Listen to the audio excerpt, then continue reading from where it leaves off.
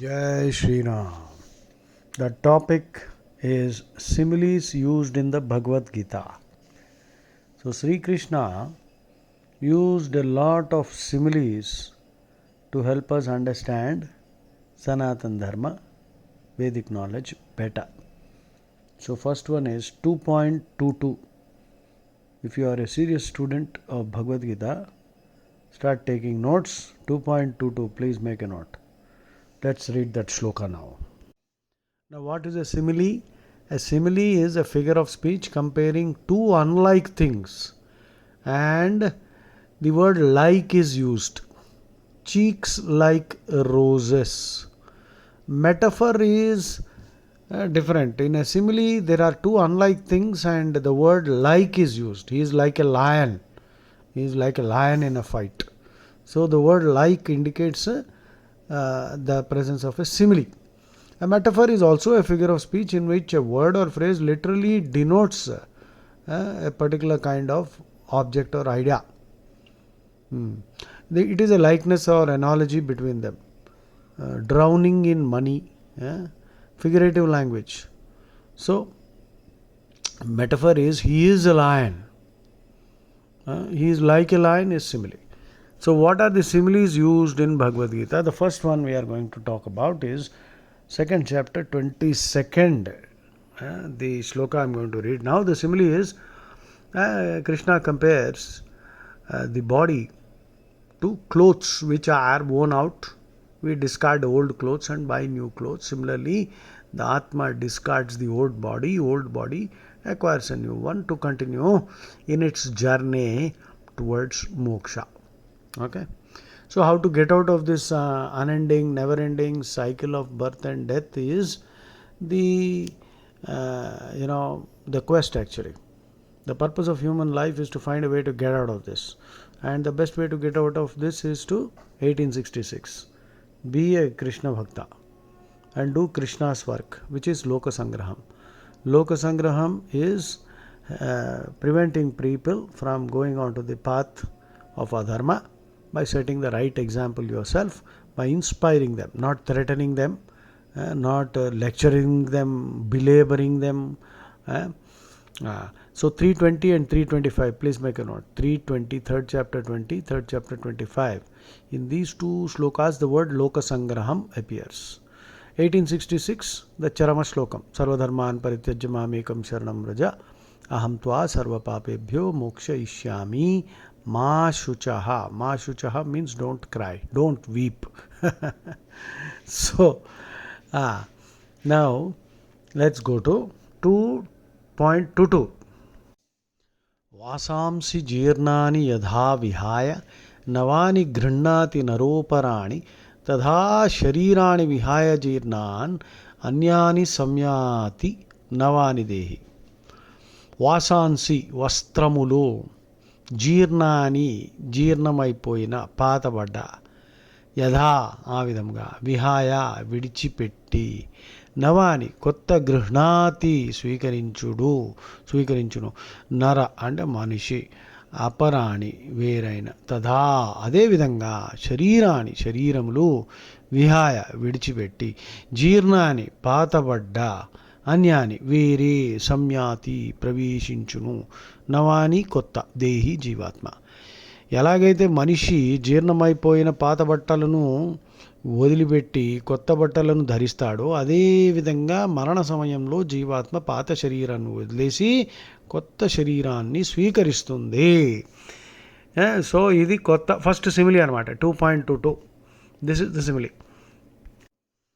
So vasansi garments, jirnani worn out, yatha as vihaya sheds, navani new, grihnati accepts, nara a human, aparani others, tadha likewise, sharirani bodies, vihaya casting off, jirnani worn out, anyani other, samyati enters, navani new, dehi.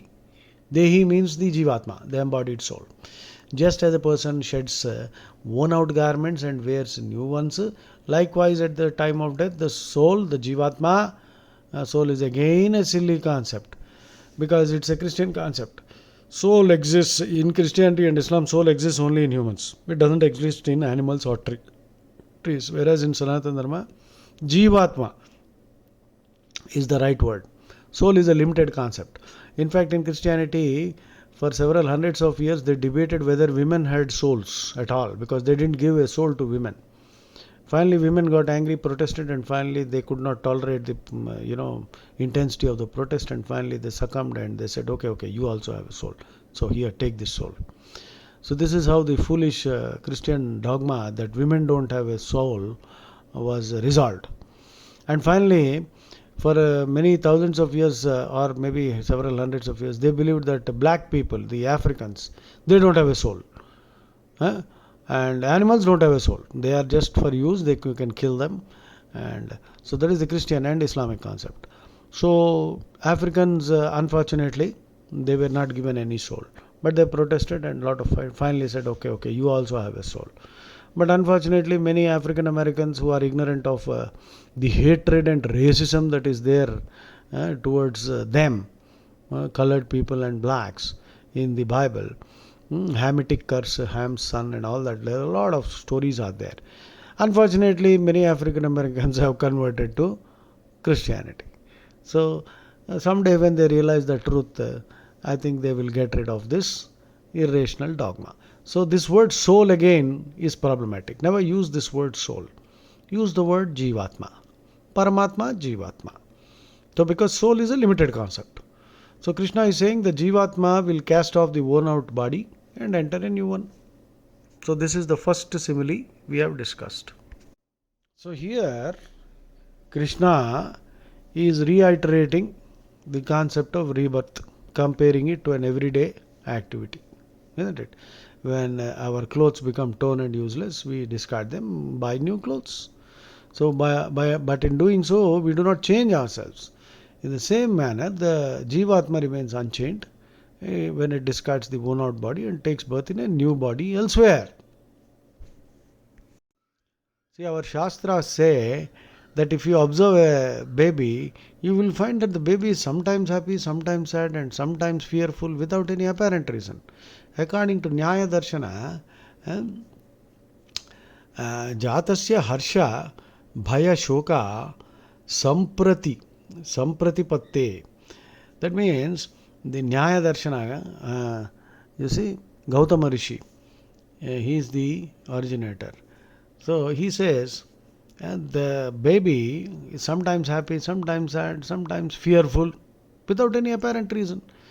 It is because the baby remembers the past life and hence is experiencing these emotions.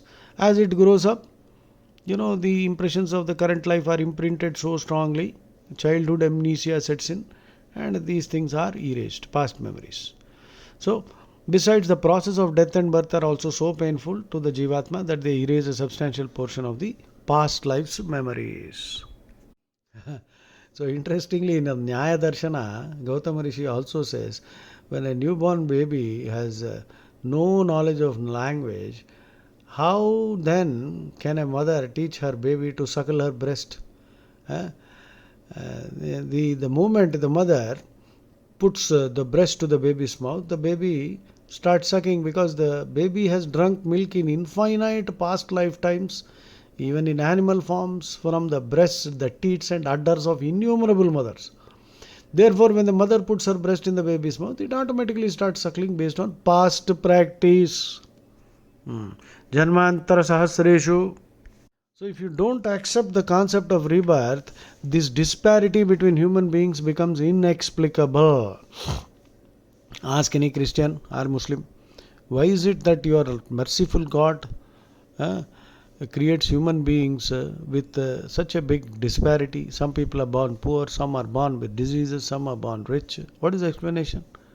There is no explanation. How can a God be arbitrary, random? Then the God doesn't understand dharma at all. So there must be a good reason. Though this concept of rebirth, I cannot prove it to you, logically it makes sense. Because of all the dharma and adharma that you have committed in past lives, you will acquire a good family, good health, good body, because of the good punyams that you have done. English, there's no word for punyam. They call it meritorious action or some silly phrase like that. Papam, they have this word sin, which I explained is a silly concept. Disobedience of the word of God in eating that fruit of knowledge and getting kicked out of paradise. That's called sin. And that sin committed by Adam affects all humans.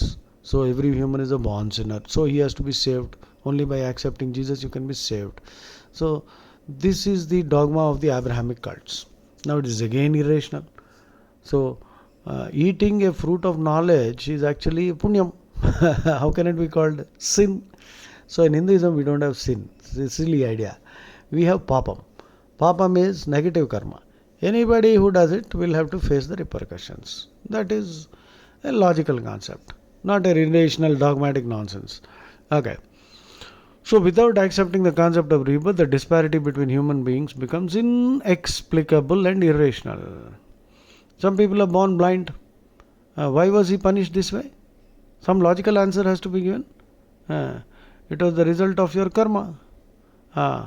And if he might argue that the present life is the only one he has, and therefore there are no past karmas at the time of birth that should afflict him. If we say it was the will of God, it would again seem unbelievable, since God is all merciful and would not unnecessarily want anyone to be blind. The only logical explanation is that the person was born blind as a consequence of karmas from past lives. Thus, from common sense and on the authority of the Vedas, not Vedas again, we are obliged to believe in this rational concept of rebirth. అందుకని పునర్జన్మ సిద్ధాంతాన్ని అంగీకరించకపోతే మనుష్యుల మధ్య ఉన్న అసమానతను దాన్ని కారణం చెప్పడానికి వీలు కాకుండా అసంబద్ధంగా కూడా ఉంటుంది. అది అందుకని ఇక్కడ రీఇన్కార్నేషన్ని ఎక్స్ప్లెయిన్ చేయడానికి శ్రీకృష్ణుడు ఈ సిమిలీ వాడాడు. సో ఈ సిమిలీస్ ఇన్ ద భగవద్గీత అన్నది ఇప్పుడు సిరీస్ స్టార్ట్ చేశాను. సో ఫస్ట్ ది 2.22 నేను మేక్ ఎ నోట్.